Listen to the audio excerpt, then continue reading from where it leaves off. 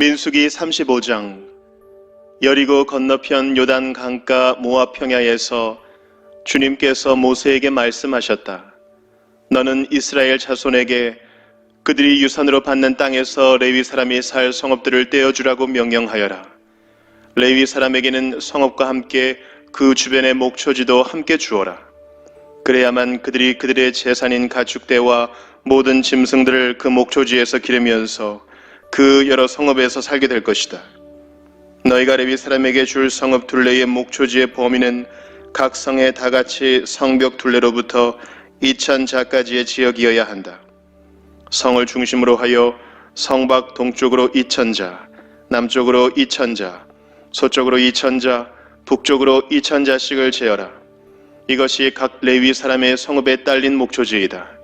너희가 레위 사람에게 줄 성읍들 가운데서 6은 도피성으로 만들어서 사람을 죽인 자가 그리로 도피할 수 있게 하고 이 밖에 별도로 레위 사람에게 42성읍을 주어라. 너희는 레위 사람에게 모두 48성읍과 거기에 딸린 목초지를 주어야 한다.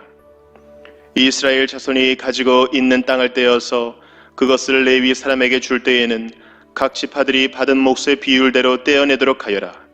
많이 가진 지파에서는 많은 성읍을 떼어내고 적게 가진 지파에서는 적게 떼어내어라. 주님께서 모세에게 말씀하셨다. 너는 이스라엘 자손에게 말하여라. 그들에게 다음과 같이 일러라.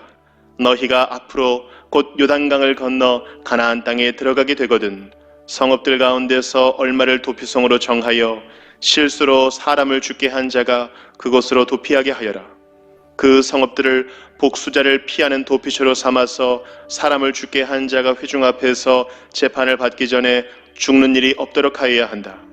너희가 레위 사람에게 줄 성읍들 가운데서 이들 6성읍을 너희의 도피성으로 삼아라.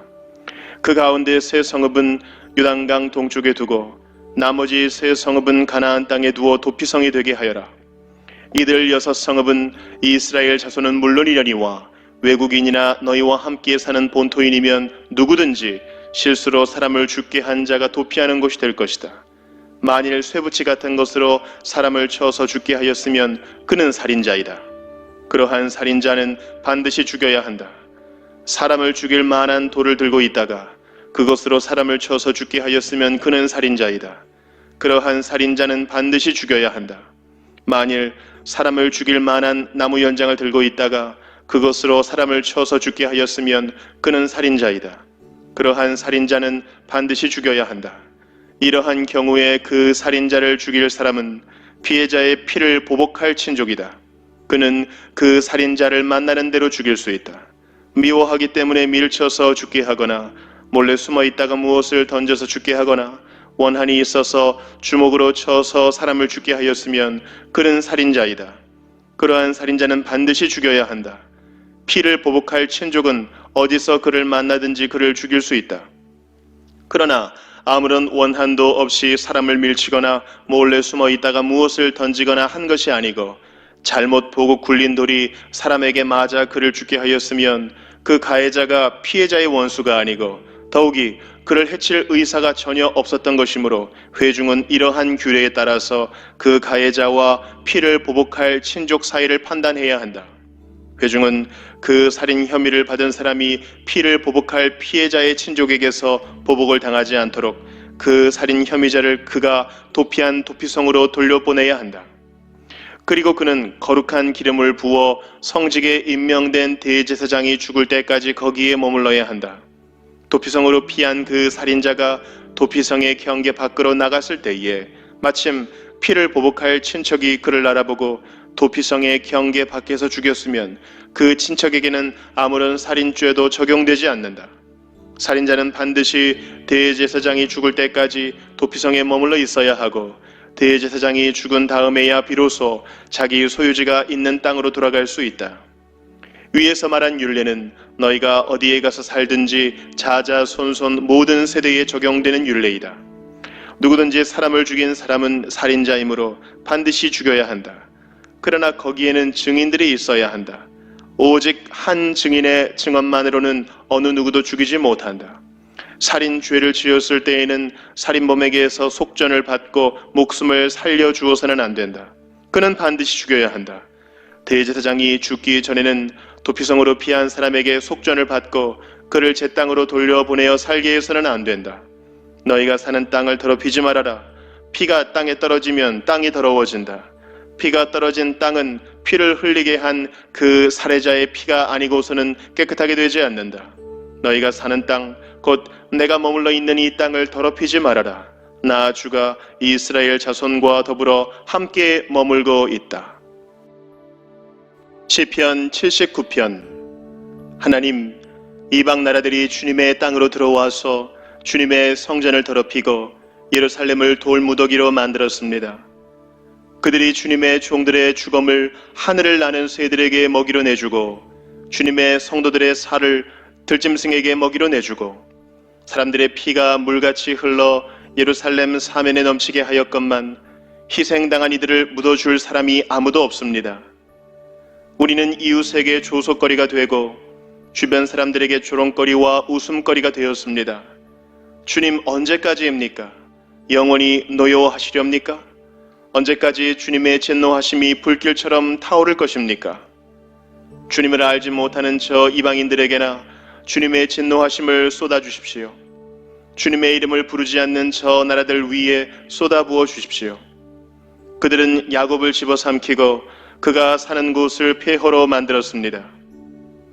우리 조상의 죄악을 기억하여 우리에게 돌리지 마십시오. 주님의 긍휼하심으로 어서 빨리 우리를 영접하여 주십시오. 우리가 아주 비천하게 되었습니다.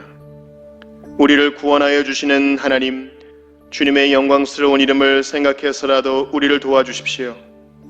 주님의 명성을 생각해서라도 우리를 건져주시고 우리의 죄를 용서하여 주십시오. 어찌 이방인들이 그들의 하나님이 어디에 있느냐 하면서 비웃게 버려두시겠습니까? 주님의 종들이 흘린 피를 주님께서 갚아주신다는 것을 우리가 보는 앞에서 이방인들에게 알려주십시오. 갇힌 사람들의 신음소리를 주님께서 들어주십시오. 죽게 된 사람들을 주님의 능하신 팔로 살려주십시오. 주님, 우리 이웃 나라들이 주님을 모독한 그 모독을 그들의 품에다가 7배로 갚아주십시오. 그때에 주님의 백성, 주님께서 기르시는 양떼인 우리가 주님께 영원히 감사를 드리려옵니다. 대대로 주님께 찬양을 드리려옵니다. 이사야 27장. 그날이 오면 주님께서 좁고 예리한 큰 칼로 벌하실 것이다. 매끄러운 뱀 리워야단, 꼬불꼬불한 뱀 리워야단을 처치하실 것이다. 곧 바다의 괴물을 죽이실 것이다. 그날이 오면 저 아름다운 포도원을 두고 너희는 이런 노래를 불러라. 나 주는 포도나무를 돌보는 포도원직이다. 나는 때를 맞추어서 포도나무에 물을 주며 아무도 포도나무를 해치지 못하도록 밤낮으로 돌본다. 나는 포도원에 노여워할 일이 전혀 없다. 거기에서 찔레와 가시덤불이 자라서 나를 대항하여 싸우려고 한다면 나는 그것들에게 달려들어 그것들을 모조리 불살라 버릴 것이다.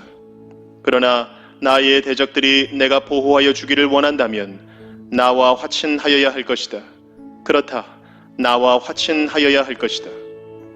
앞으로 야곱이 뿌리를 내릴 것이다. 이스라엘이 싹을 내고 꽃을 피울 것이니 그 열매가 땅 위에 가득 찰 것이다. 야곱을 친 자들을 치신 것처럼 주님께서 그렇게 혹독하게 야곱을 치셨겠느냐? 야곱을 살육하던 자들을 살육하신 것처럼 주님께서 그렇게 많이 야곱을 살육하셨겠느냐? 그렇지 않다. 주님께서 이스라엘을 포로로 보내셔서 적절히 견책하셨고 거센 동풍이 불 때에 거기에 좀 더 거센 바람을 보내셔서 이스라엘을 쫓아내셨을 뿐이다. 그렇게 해서 야곱의 죄악이 사함을 얻으며 이렇게 함으로써 죄를 용서받게 될 것이니 곧 야곱이 이겨 제단의 모든 돌을 헐어 흰 가루로 만들고 아세라 여신상과 분향단을 다시는 세우지 않을 것이다. 견고한 성읍이 적막해지고 집터는 버려져서 아무도 살지 않으니 마치 사막과 같을 것이다. 거기에서는 송아지가 풀을 뜯을 것이며 송아지가 거기에 누워서 나뭇가지들을 모두 먹어치울 것이다. 나뭇가지가 말라 꺾어지면 여인들이 와서 그것들을 땔감으로 주워다가 불을 피울 것이다. 이 백성이 이렇게 지각이 없으니 그들을 만드신 조성자 하나님께서 그들을 불쌍히 여기지 않으실 것이며 그들을 지으신 창조주 하나님께서 그들에게 은혜를 베풀지 않으실 것이다. 너희 이스라엘 자손아, 그날이 오면 주님께서 유프라테스 강으로부터 이집트 강에 이르기까지 너희를 알곡처럼 일일이 거두어 들이실 것이다. 그날이 오면 큰 나팔 소리가 울릴 것이니 아시리아 땅에서 망할 뻔한 사람들과 이집트 땅으로 쫓겨났던 사람들이 돌아온다. 그들이 예루살렘의 거룩한 산에서 주님을 경배할 것이다. 요한일서 5장. 예수가 그리스도이심을 믿는 사람은 다 하나님에게서 태어났습니다. 낳아주신 분을 사랑하는 사람은 다 그분이 낳으신 이도 사랑합니다. 우리가 하나님을 사랑하고 또 그 계명을 지키면 이로써 우리가 하나님의 자녀를 사랑한다는 것을 압니다. 하나님을 사랑하는 것은 그 계명을 지키는 것입니다. 하나님의 계명은 무거운 짐이 아닙니다. 하나님에게서 태어난 사람은 다 세상을 이기기 때문입니다. 세상을 이긴 승리는 이것이니 곧 우리의 믿음입니다. 세상을 이기는 사람은 누구입니까? 예수가 하나님의 아들이심을 믿는 사람이 아니고 누구겠습니까? 그는 물과 피를 거쳐서 오신 분인데 곧 예수 그리스도이십니다. 그는 다만 물로서 오신 것이 아니라 물과 피로서 오셨습니다.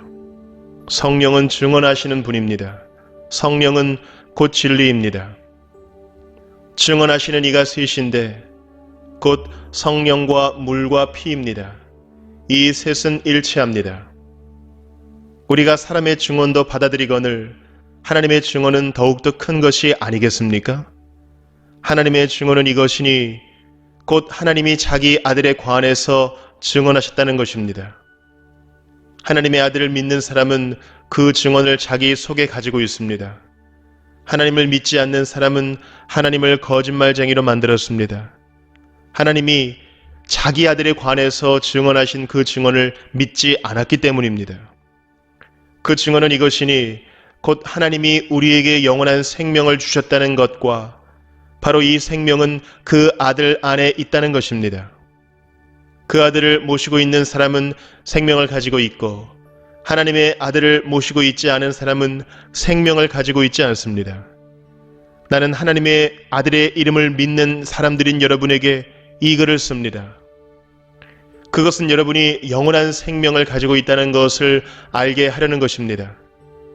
우리가 하나님에 대하여 가지는 담대함은 이것이니 곧 무엇이든지 우리가 하나님의 뜻을 따라 구하면 하나님은 우리의 청을 들어주신다는 것입니다. 우리가 무엇을 구하든지 하나님이 우리의 청을 들어주신다는 것을 알면 우리가 하나님께 구한 것들은 우리가 받는다는 것도 압니다. 누구든지 어떤 교우가 죄를 짓는 것을 볼 때에 그것이 죽음에 이르게 하는 죄가 아니면 하나님께 간구하십시오. 그리하면 하나님은 죽을 죄는 짓지 않은 그 사람들에게 생명을 주실 것입니다. 죽을 죄가 있습니다. 이 죄를 두고 간구하라고 하는 말이 아닙니다. 불의한 것은 모두 죄입니다. 그러나 죽음에 이르지 않는 죄도 있습니다. 하나님에게서 태어난 사람은 누구든지 죄를 짓지 않는다는 것을 우리는 압니다. 하나님에게서 태어나신 분이 그 사람을 지켜주심으로 악마가 그를 해치지 못합니다. 우리가 하나님에게서 났다는 것을 우리는 압니다. 그런데 온 세상은 악마의 세력 아래 놓여 있습니다. 하나님의 아들이 오셔서 그 참되신 분을 알 수 있도록 우리에게 이 희력을 주신 것을 우리는 압니다. 우리는 그 참되신 분, 곧 하나님의 아들 예수 그리스도 안에 있습니다. 이분이 참 하나님이시요 영원한 생명이십니다. 자녀된 이 여러분은 우상을 멀리 하십시오.